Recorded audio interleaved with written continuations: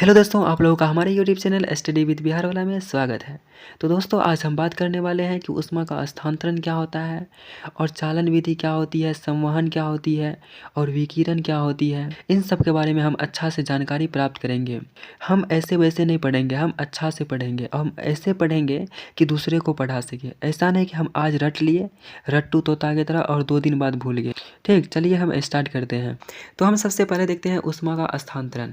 देखो क्या कर रहा है, जब ऊष्मा अधिक ताप वाली वस्तु से कम ताप वाली वस्तु की तरफ स्थानांतरित होती है, और ये तब तक होता है जब तक दोनों का ताप बराबर न हो जाए, ये ऊष्मा स्थानांतरण की विधि कहलाती है।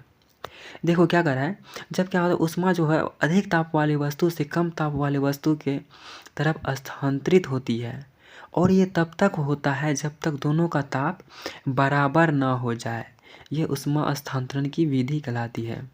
तो चलिए हम इसको एग्जाम्पल की तरह समझते हैं अच्छा से। देखो जैसे क्या है, यहाँ पे इसका 100 डिग्री सेंटीग्रेड क्या है, टेम्परेचर है ये पानी का, और ये पानी का कितना है, 50 डिग्री सेंटीग्रेड टेम्परेचर है। अब हम क्या किए, दोनों पानी को इसमें मिला दिए, दोनों को ये बाल्टी में डाल दिए। तो इसका टेम्परेचर क्या हो गया, ये 50 डिग्री सेंटीग्रेड इसमें जो डाले, तो इसका टेम्परेचर क्या हो जाएगा, बढ़ता जाएगा। इसका टेम्परेचर जो है, इसका टेम्परेचर क्या होगा, यह बढ़ता जाएगा, यह टेम्परेचर क्या होगा, बढ़ता जाएगा। जबकि 100 डिग्री सेंटीग्रेड जो है, इसका टेम्परेचर घटता जाएगा। काहे कि ऊष्मा का स्थानांतरण हो रहा है, किधर से, गर्म से इधर ठंडा की ओर। तो ये घटते जाएगा और ये क्या होगा, बढ़ते जाएगा। ये बढ़ते बढ़ते 75 तक पहुँच जाएगा, और ये जो है घटते घटते 75 तक पहुँच जाएगा। तो दोनों का टेम्परेचर क्या हो जाएगा, समान हो जाएगा। टेम्परेचर क्या हो गया, समान हो गया, तो ऊष्मा का स्थानांतरण नहीं होगा। काहे कि दोनों का टेम्परेचर समान हो गया। हम यहाँ पे देखे थे ना पहले, देखो यहाँ पे, जब ऊष्मा अधिक ताप वाले वस्तु से कम ताप वाले वस्तु तरफ स्थानांतरित होती है, और ये तब तक होता है जब तक दोनों का ताप बराबर न हो जाए, ये ऊष्मा स्थानांतरण की विधि कहलाती है। वहाँ पे क्या हुआ, 100 से घटते घटते 75 आ गया, और इसका 50 से बढ़ते बढ़ते 75 आ गया। तो 75 बराबर 75 टेम्परेचर क्या हो गया, समान हो गया। तो यह क्या कहलाएगा, ऊष्मा स्थानांतरण की विधि कहलाएगी। ठीक, अब देखते हैं इनके विधि। देखो ऊष्मा स्थानांतरण के 3 विधि है। कितने विधि हैं, 3 विधि है। ऊष्मा स्थानांतरण की कितनी विधि है, 3 विधि है। पहला में आ जाता है विकिरण। तो विकिरण को क्या बोला जाता है, विकिरण को रेडिएशन बोला जाता है, और संवहन को कन्वेक्शन बोला जाता है, और जो है चालन को बोला जाता है कंडक्शन बोला जाता है। तो चलिए हम तीनों को अच्छा से समझते हैं। सबसे पहले आ जाता है विकिरण, जिसे हम क्या कहते हैं, रेडिएशन भी बोलते हैं। क्या बोलते हैं, रेडिएशन बोला जाता है। विकिरण को क्या बोला जाता है, रेडिएशन बोला जाता है। चलती है हम रेडिएशन समझते हैं अच्छा से, क्या होता है विकिरण। देखो हम इसको एक एग्जांपल की तरह समझते हैं। अगर ये आप समझ गए तो आप ज़िंदगी भर नहीं भूलोगे कि विकिरण क्या होता है, और चालन क्या होता है, और संवहन क्या होता है। तो चलिए हम इसको अच्छा समझते हैं। तो हम देख रहे हैं कौन सा, विकिरण देख रहे हैं। तो चलिए स्टार्ट करते हैं, कौन, रेडिएशन। तो जैसे मान के चलो कोई एक लड़का है, ठीक, जो क्या है, नया नया शहर से आया है। क्या है, नया नया शहर से आया है, और वह गाँव आया है। ठीक, गाँव में क्या कर रहा है, इधर उधर कर रहा है, बेपरवाह की तरह इधर उधर घूम रहा है। इसने क्या किया, एक गाड़ी पे बैठा था, वो रोड पे बैठा हुआ था, एक लड़की को वहाँ पे देखी। लड़की क्या कर रही थी, बैठी हुई थी।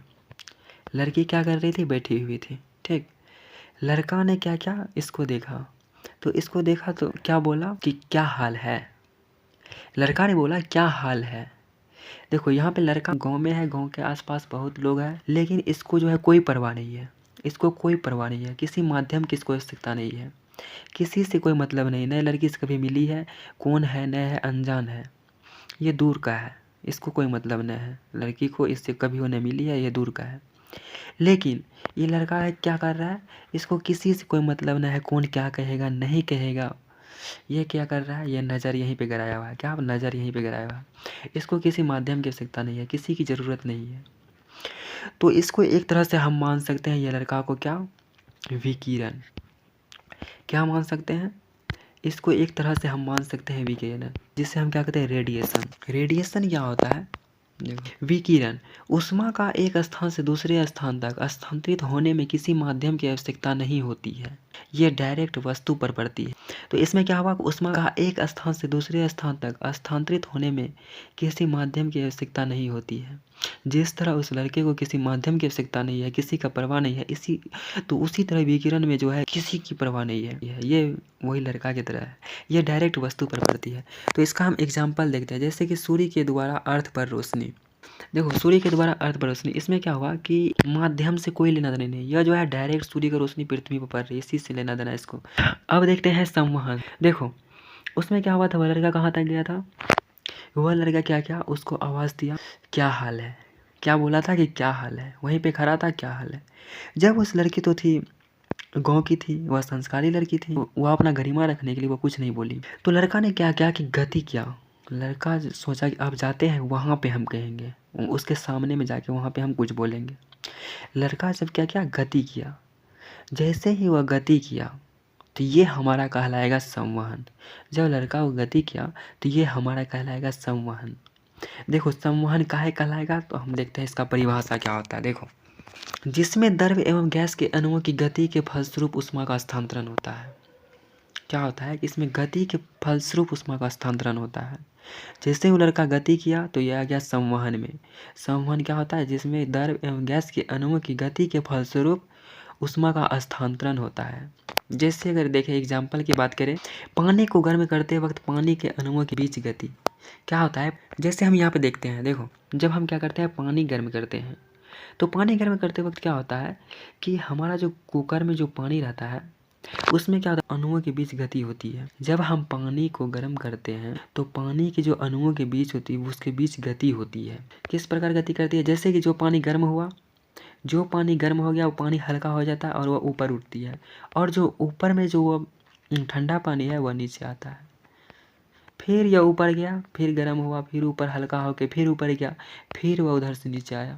इस तरह इसमें क्या होता है, इसके अणुओं के बीच क्या होता है, गति होती रहती है। तो इनमें क्या होता है, गति के द्वारा ऊष्मा का स्थानांतरण होता है। संवहन विधि द्वारा क्या होता है, संवहन में गति के द्वारा ऊष्मा का स्थानांतरण होता है। तो यह आ जाएगा इसमें संवहन में, जैसे कन्वेक्शन भी बोला जाता है, कन्वेक्शन। ठीक, अब देखो क्या होता है कि वायु में ऊष्मा का स्थानांतरण संवहन द्वारा होता है। वायु में ऊष्मा का स्थानांतरण संवहन द्वारा होता है। देखो यहाँ पे क्या है, जिस तरह हो रहा है ऊष्मा का स्थानांतरण हो रहा है, ऊष्मा का स्थान किसके द्वारा, वायु के द्वारा हो रहा है। जिससे इसका हाथ गर्म हो रहा है, जिससे यहाँ वायु गर्म हुआ, वायु गर्म होने के बाद इसका क्या हुआ, इसका हाथों पे हाथ इसका गर्म हुआ, क्या तो वायु के द्वारा जो क्या होता है, ऊष्मा का स्थानांतरण होता है। ठीक, अब देखते हैं चालन क्या होता है। अब देखो हम चालन की बात करते हैं। तो लड़का कहाँ पहुँच गया था, लड़का उसके पास पहुँच गया था।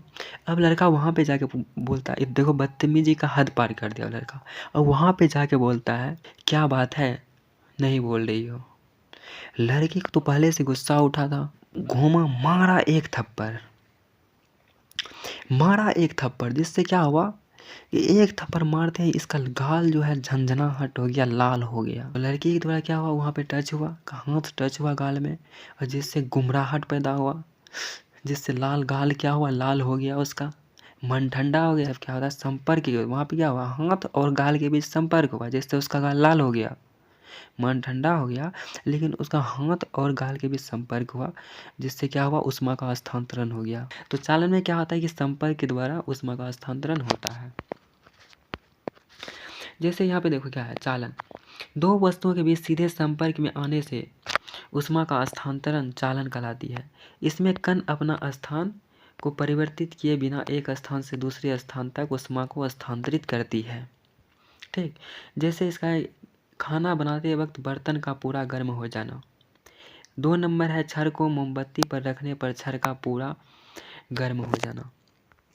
जैसे यहाँ पे देखते हैं, देखो, जैसे हम क्या करते हैं, कहीं अगर छड़ पकड़ते हैं, तो क्या होता है, छड़ के द्वारा क्या होता है, अगर मोमबत्ती के ऊपर छड़ रखते हैं वो धीरे धीरे क्या होता है, धीरे धीरे इधर टेम्परेचर फैलता जाता है, धीरे धीरे क्या होता है, यह टेम्परेचर इधर आते जाता है।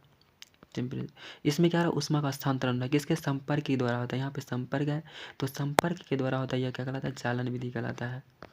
चालन में क्या होता है, संपर्क के द्वारा होता है। जैसे यहाँ पे देखो कुकर है, क्या है, कुकर में क्या हुआ, जब हम यहाँ पे आग देते हैं तो धीरे धीरे ये टेम्परेचर आग होता हुआ यहाँ तक पहुँच जाता है।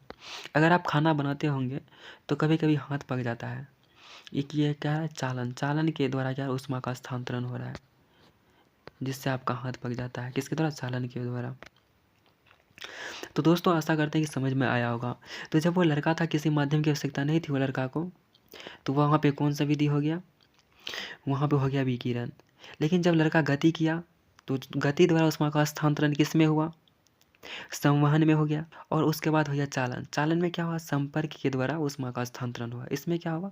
संपर्क के द्वारा ऊष्मा का स्थानांतरण होता है चालन में। और एक बात बता दें कि चालन द्वारा ऊष्मा का जो स्थानांतरण होता है वह होता है ठोस में। क्या होता है? ठोस में। ठीक। और हम बात करते हैं उसके बाद, चालन द्वारा होता है ऊष्मा का स्थानांतरण ठोस में। अगर हम बात करते हैं संवहन द्वारा ऊष्मा का स्थानांतरण जो होता है वह होता है द्रव और गैस में। द्रव और गैस में होता है, द्रव और गैस में। और ये जो होता है विकिरण, विकिरण को जो है किसी माध्यम की आवश्यकता नहीं होती। विकिरण को जो है किसी भी माध्यम की आवश्यकता नहीं होती है, किसी भी माध्यम की आवश्यकता नहीं होती विकिरण को। ठीक। तो दोस्तों आशा करते हैं कि वीडियो आपको समझ में आएगी। अगर वीडियो समझ में आए तो वीडियो को लाइक और चैनल को सब्सक्राइब और शेयर करना ना भूलें। धन्यवाद।